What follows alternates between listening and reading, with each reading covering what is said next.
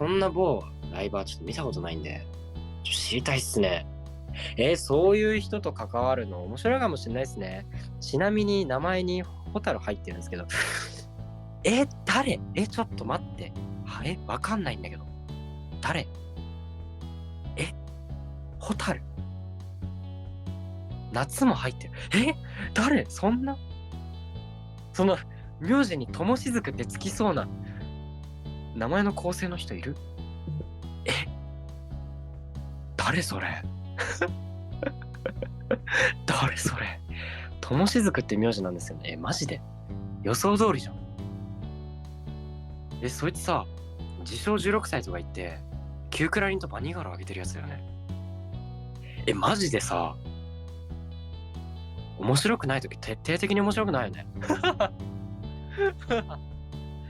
自虐ネタってさ、誰も喜ばないよね。はい。